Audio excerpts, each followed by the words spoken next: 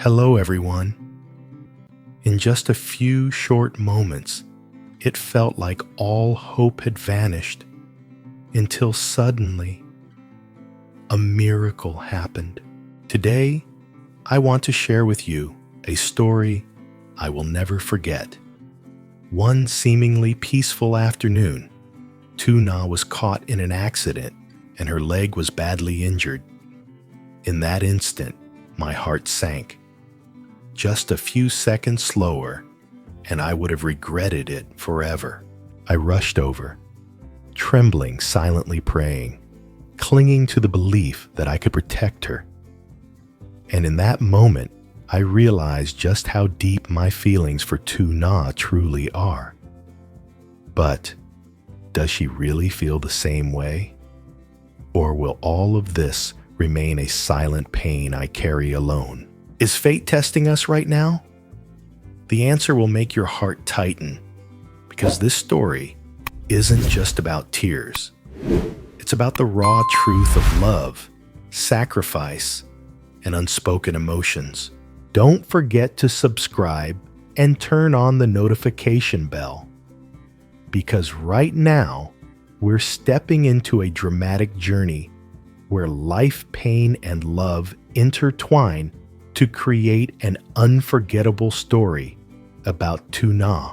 A painful cry suddenly tore through the quiet afternoon. Tuna stumbled and collapsed right in front of the porch. I froze, my heart tightening.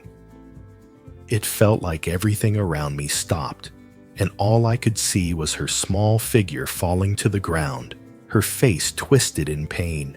"Tuna!" I shouted, rushing toward her. She sat on the floor, both hands clutching her swollen ankle.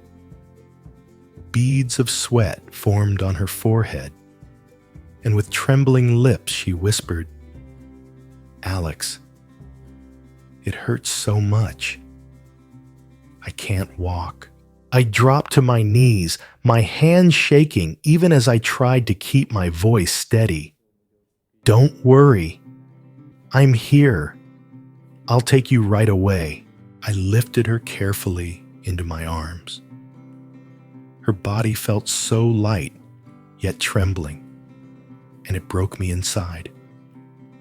On her pale face, her tearful eyes looked at me, filled with both fear and helplessness. "Alex," her voice cracked, If my leg never heals, would you still stay with me?" I held her tighter, my heart nearly exploding at her question. My voice came out trembling, but fierce.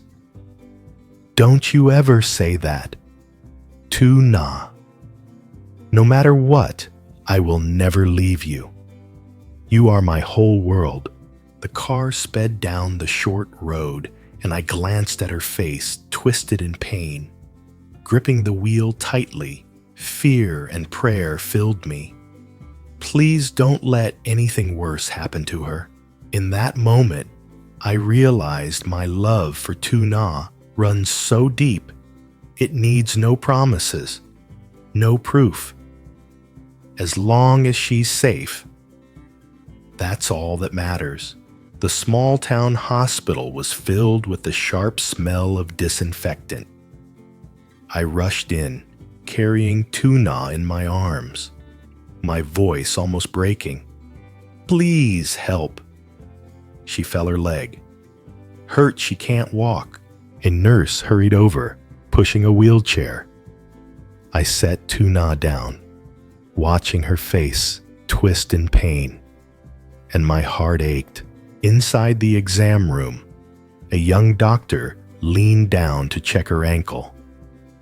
He moved her foot slightly, and Tuna let out a cry, tears spilling as she gripped my hand tightly.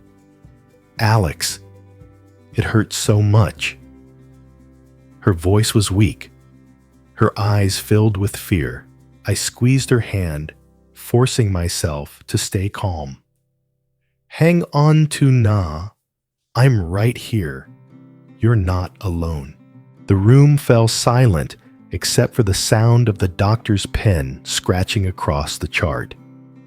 Each second dragged on like an eternity. My heart felt like it was sinking. I dreaded hearing something that could change everything. Then the doctor looked up, his tone calm, but enough to make both of us hold our breath. "You're lucky. It's just a mild ankle sprain. No fracture. I'll wrap it and prescribe painkillers. A few weeks of rest, and she'll be fine." In that moment, I nearly collapsed with relief. The crushing fear that weighed on me seconds ago lifted like fog. I bent down, gripping Tuna's hand tightly, my eyes stinging. "Did you hear that, Tuna? You're going to be okay?" "You scared me half to death." She looked at me, tears still in her eyes, but a small smile forming at the corner of her lips. "Alex, do you really care about me that much?" I laughed through the tears running down my face. "It's not just caring. It's the fear of losing you that drives me insane. If anything had happened today, I don't know how I'd go on." The doctor glanced back at us with a faint smile.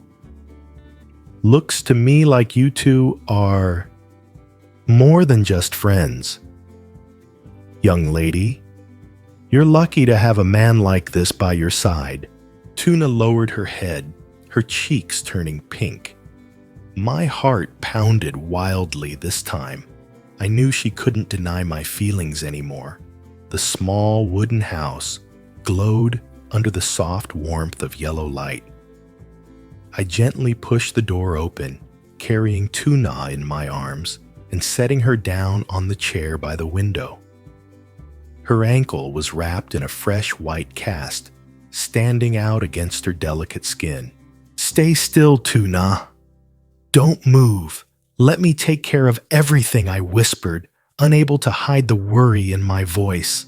I hurried around boiling water, preparing a warm towel and fixing a cup of hot milk. Every little action, clumsy as it was, came from the same invisible fear, the fear of seeing her hurt again, of losing her once more. Tuna sat quietly, her eyes filled with emotions I couldn't quite read. When I handed her the cup, our hands brushed. She flinched slightly, her gaze uneasy, before lowering her head. "Alex, you don't have to go through all this trouble." I sat beside her, looking straight into her eyes, my voice low but sincere. "It's no trouble at all. For me, taking care of you is happiness." Her lips pressed together, her cheeks tinged with red. The room fell so silent that the only sound I could hear was my own heart racing. After a long pause, she finally spoke, her voice barely above a whisper. "Alex, I keep wondering, is your love for me really as deep as you say?" I took her hand, holding it gently but firmly. "Tuna, when you fell today, I was terrified, so terrified, it felt like my whole world was collapsing. If that's not enough to prove how much I love you, then I don't know what else could." Her eyes welled up, but a soft smile touched her lips. She leaned her head on my shoulder, whispering like a quiet confession, "Alex, maybe I was wrong to keep running away from these feelings."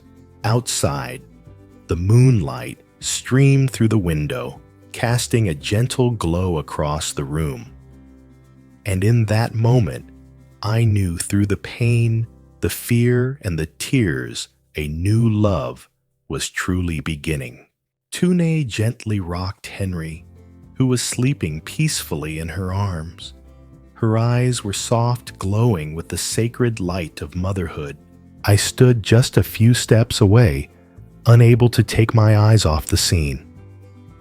My heart was full, worry, tenderness, and a wave of emotion.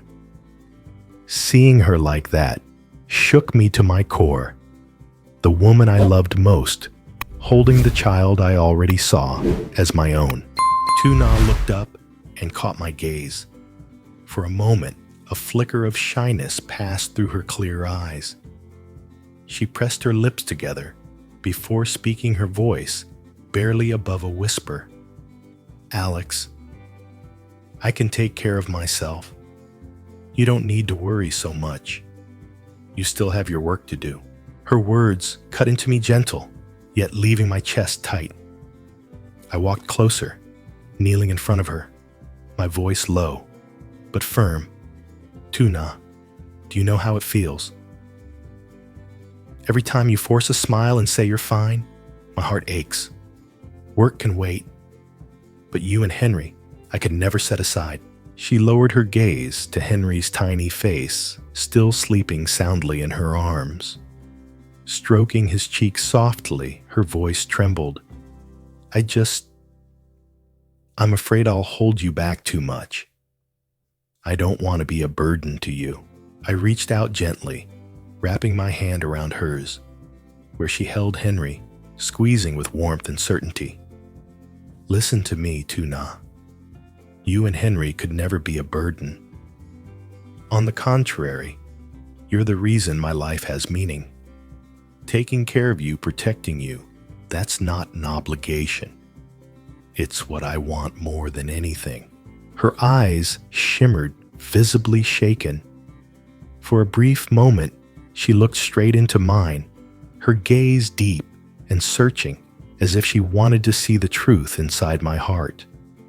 The room fell still, the only sound my pounding heartbeat and her shaky breath. Henry stirred his tiny hand, reaching out to grab hold of my finger. And in that moment, I knew the invisible bond between us had grown stronger than ever, unbreakable.